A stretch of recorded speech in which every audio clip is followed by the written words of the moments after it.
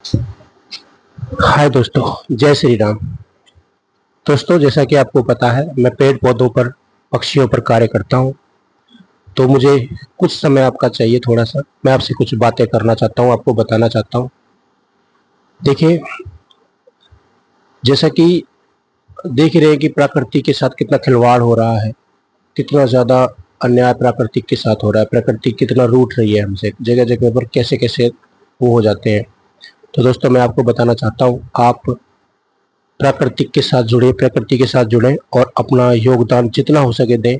और पेड़ पौधे लगाएं, पक्षियों के लिए आवास बनाएं, उनके लिए रहने की व्यवस्था करें। देखिए, मैं आपको कुछ समझाना चाहता हूँ छोटे लफ्ज़ों में। मान लो आपने किसी व्यक्ति की 1000 बार मदद की और 1000 बार मदद करने के बाद में उसे एक मदद की ज़रूरत और पड़ी और उस मदद में तुम किसी कारण खरे नहीं उतरे, तो तुम्हें अब 1000 ही उल्हाने मिलेंगे सुनने के लिए। तो क्यों ना तुम, और आज वो 1000 मदद भी आपकी बेकार गई। तो दोस्तों, अगर आप एक मदद पक्षियों के लिए, पौधों के लिए जब मन करे जब कर दें, तो शायद वो एक मदद आपकी 1000 वर्ष तक आपके जीवन में लिख जाए, क्योंकि पौधों की उम्र तो बहुत होती है। तो मैं यही चाहता हूँ कि आप ऐसे कार्य करें कि जिनसे आपके जीवन में सुख में शांति आए।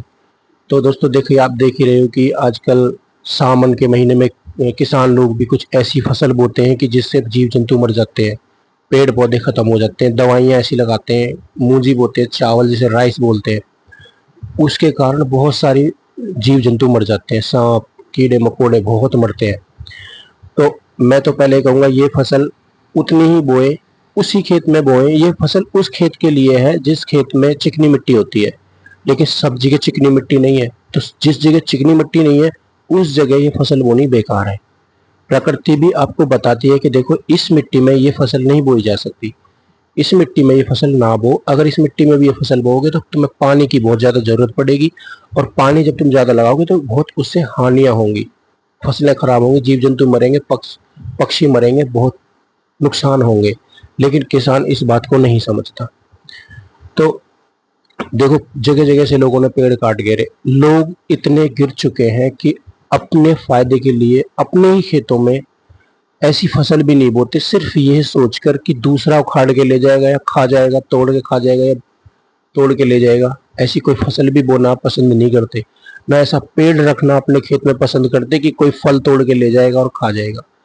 दोस्तों, इन चीज़ों से कमी नहीं आती, कभी कसर नहीं। प्रकृति को कभी कोई ख़त्म नहीं कर सकता। इतनी कोशिशों के भी बाद प्राकृतिक जिंदा है, लेकिन बस ये है कि परेशान है, आप लोगों ने साथ देना छोड़ दिया है, बस उनको ख़त्म करने में लगे हुए हो। चीज़ों को समझो, क्या चीज़ें हैं, क्या कुछ है।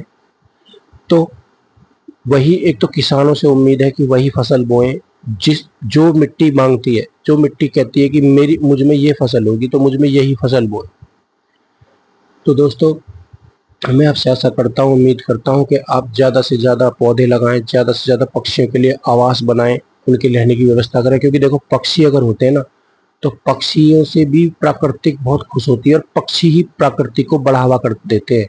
वो पक्षियों ऐसे ऐसे पेड़ों पर फल खाते हैं, वो फलों से बीज उनके पेट से मल होके जाके कहीं भी गिर जाते हैं, वहाँ पौधा होकर जाता है, आपने देखा होगा। वो पक्षियों का बहुत ही, प्रकृति के लिए पक्षियों का योगदान बहुत ज़्यादा होता है। पेड़ पौधे का बहुत बड़ा योगदान हमारे जीवन में है। तो आपको ये चीज़ समझनी होगी, और प्राकृतिक संसाधनों से आपको जुड़ना होगा। आपके अंदर की जो गतिविधियां हैं, जो आपके अंदर सोच है, छोटी मोटी गलत सोच है, इनको ख़त्म करना होगा। इंसान के प्रति अपने अंदर प्रेम जगाना होगा। आपको किसी का कुछ नहीं बिगाड़ सकते, आप अपने अंदर नफरत रख के किसी का कुछ नहीं बिगाड़ सकते, सिर्फ नफरत कर सकते हो, बोलना चालना बंद कर सकते हो, किसी का कुछ उखाड़ नहीं सकते तुम। कुछ नहीं है बस की किसी के, ना मेरे बस की है ना तुम्हारे बस की है। तो दोस्तों, मैं यही कह रहा हूँ कि प्राकृतिक के साथ जुड़ो, जीव जंतुओं के साथ जुड़ो, ऐसे कार्य करो कि जो जिससे कि प्राकृतिक खुश हो, प्रकृति खुश हो, आपका साथ बना रहे जीवन भर। प्रकृति आपको ऐसे कामों से वंचित रखे कि जो कार्य गलत है उसमें कभी भी आप अपना हाथ ना बटाएं, अच्छे ही कार्य करें। मैं देखता रहता हूँ बहुत से लोग गायों पर कार्य करते हैं, बहुत अच्छा कार्य करते हैं, और भी बहुत सारे लोग हैं जो पेड़ पौधे लगाते रहते हैं। तो ये अच्छा काम है। ये छेड़ वाले काम ना करो कि आपने किसी अपने खेत में अगर अमरूद का पेड़ है तो सोचा कि यार इसको तो बच्चे तोड़ के खा जाते हैं, तो उसको पेड़ को ही काट दिया। अरे नहीं, ऐसा ना करो। और सोचो कि दो चार पेड़ और लगा दें। अगर एक का खा जाते हैं तो और दो चार पांच पेड़ लगा देते हैं, क्या पता फिर और इससे प्रकृति खुश होगी। क्योंकि पहले हम जब स्कूल जाया करते थे तो स्कूल जाते ही बैग घर फेंका और जाते ही चोरी करने चले जाते थे। अमरूद जामुन जिसके खेतों में लगते थे तोड़ने चले जाते थे, पिटते भी थे लेकिन अच्छा लगता था। शायद लगता है कि प्राकृतिक तो नहीं रूठती होगी, इंसान ही रूठता था बस, प्रकृति तो नहीं रूठती होगी। तो दोस्तों मैं यही कहना चाहूँगा, अगर आपको मेरी वीडियो अच्छी लगती है या पसंद आती है तो इसे सब्सक्राइब कर ले, लाइक कर ले, फॉलो कर ले। लेकिन मैं निस्वार्थ प्राकृतिक के साथ जुड़ा हुआ हूँ, मुझे किसी से लोभ लालच नहीं है। मैं बस इंसान को बताना चाहता हूँ और उनको जगाना चाहता हूँ। और अगर मेरी आवाज़ बहुत दूर दूर तक जाती है तो मैं चाहता हूँ कि हर गांव में, हर गांव के खेतों में, जमींदार लोगों के खेतों में फल के पेड़ जरूर हों, फल के पेड़ जरूर हों, जिनसे कि प्राकृतिक बहुत बहुत खुश होगी और जीवन में उसका श्रेय आपको जाएगा, उससे आशीर्वाद आपके लिए बना रहेगा। आप जीवन भर खुश रहोगे, रोगों से वंचित रहोगे। क्योंकि मैं मानता हूँ कि प्राकृतिक ही ईश्वर है। मैं तो यही मानता हूँ, प्रकृति ही ईश्वर है। क्योंकि प्रकृति से ही हमारा खाना हजम होता है, प्रकृति से ही हमें खाना मिलता है, प्रकृति से ही हमारे अंदर हम देखते हैं, प्रकृति से ही हम सुनते हैं, प्रकृति से ही हमें सौर ऊर्जा मिलती है। क्योंकि प्रकृति के अंदर सूर्य देव आते हैं, चंद्रमा आते हैं, वो सब प्रकृति के अंदर ही आते हैं और प्रकृति से ही हमें हर चीज मिलती है।